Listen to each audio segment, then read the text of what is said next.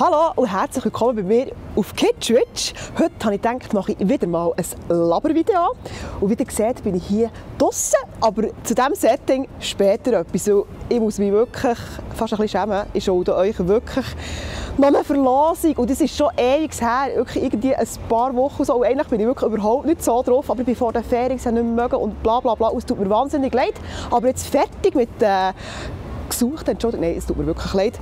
Ich habe hier meinen super Rucksack dabei und nein, ich habe den Rucksack keinem Kindergärtler geklaut, es ist wirklich meine. Und da in diesem Fächchen hat es ganz viele Nämeli. Und für die, die nicht wissen, um was es in diesem Gewinnspiel überhaupt gegangen ist, ich habe von der Firma 0,0 3 verschiedene Bouillon-Döschen bekommen. Und das Set habe ich eben den Leuten, die hier in den Kommentaren geschrieben haben, verlost. Einfach für die, die das vielleicht nicht mitbekommen haben. So, jetzt tue ich hier jemanden ziehen. Wer haben wir da? So. Und bekommen tut das Nicole Ulrich. Ich würde sehr gerne in Lostopf von Rindsbouillon, die würde ich gerne für das Chinoise ausprobieren. Ich wünsche euch ganz schöne Ferien und lasst es bambeln. Das ist der Kommentar, den ich bekommen habe. Merci vielmals, Nicole Ulrich. Du mich bei dir melden und dann kommt das Päckchen schon gleich zu dir heim. Und jetzt haben wir eigentlich ja die perfekte Fondue Chinoise-Zeit. Also das Timing ist gar nicht so schlecht. Wundervoll.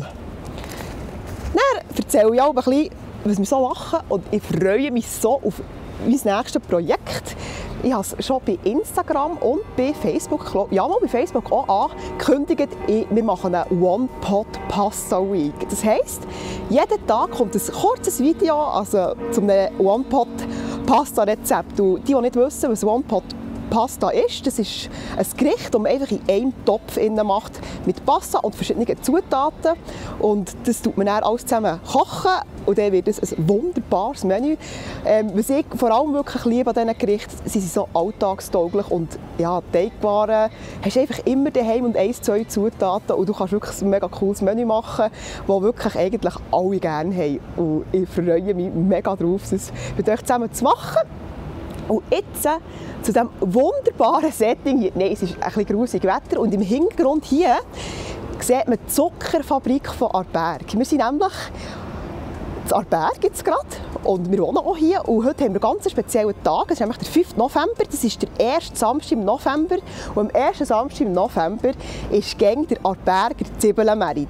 Der ist nicht in Bern, am Montag, aber wie schon gesagt, am Samstag und jetzt gehen wir zusammen auf den Zwiebeln-Merit. Schauen, was es so Feines hat, ob es etwas Gutes zu essen hat und sicher auch etwas Gutes zu trinken, weil unsere Aarberger, das sind richtige Festhütten. Darum wohne ich so gerne hier. Also, gehen wir.